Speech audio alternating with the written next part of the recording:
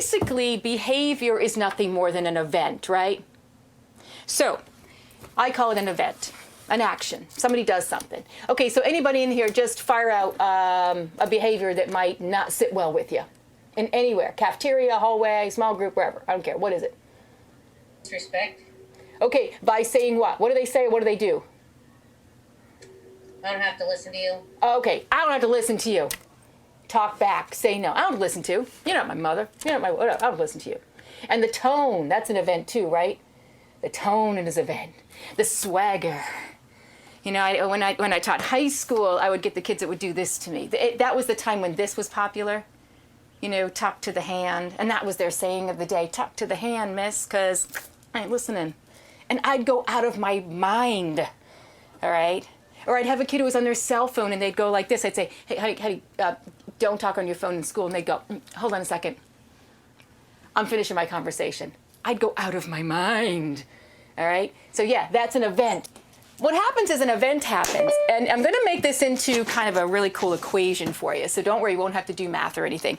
The event plus, now this is what I call AT. Now AT is your automatic thought, all right? The events that you just shared with me and the events that we talked about earlier, okay, are ingrained in, you respond to them based on your automatic thought. Behavior research tells us that our automatic thought is cognitively ingrained in us based on the way we were raised, the way we were taught, the schools we attended, and so forth and so on. So that's our automatic thought. That lives with you forever. It just stays in there. We can't pluck it out. You know, we just can't. And that's okay. It's yours. You're allowed to have it. But here's where it gets wonky. Once that kid says, I don't have to listen to you, you're not my teacher, you're just the aide, or, hey, I can do this at home, I can do this at school, whatever event it might be, cousins swearing, yelling down the hall, whatever. That event, your automatic thought says, whoa, that doesn't sit right with me. Now what happens is we add another piece to it, and we call that perception. Now here's the problem. If you let your automatic thought and your perception stay the same, and you don't perceive it a little differently, like this kid wasn't brought up like me, or this kid didn't get that lesson, or perhaps this kid even has a cognitive, you who work in special education know, oftentimes some of our kids who have cognitive challenges, they can't change their perception. Doesn't mean they can misbehave though, all right? We're not going to give them that carte blanche, but we are going to be aware of that. So I might say, well, perhaps this kid hasn't had that instruction. Perhaps this kid hasn't learned the limits yet. Perhaps it's a cognitive reason. Perhaps it's a social emotional reason. I don't care what it is, I'll make something up in my head. So I can change my perception, because if I respond using just my automatic thought, here's the big problem. You're going to add this to it. All right? You're going to add the emotion. And that's where it all goes south on us. So if I don't change this, I'm going to go right from automatic thought to emotion. And then that's going to equal my response,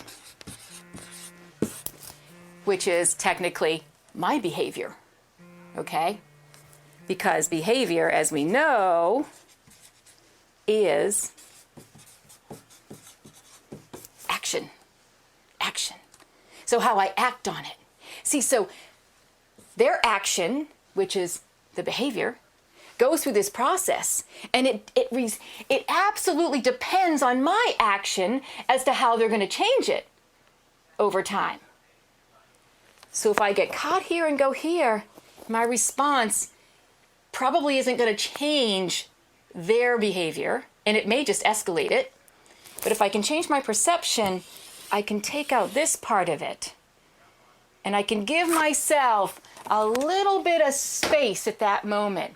I always say, unless a kiddo is in imminent danger, give yourself the moment to change your perception.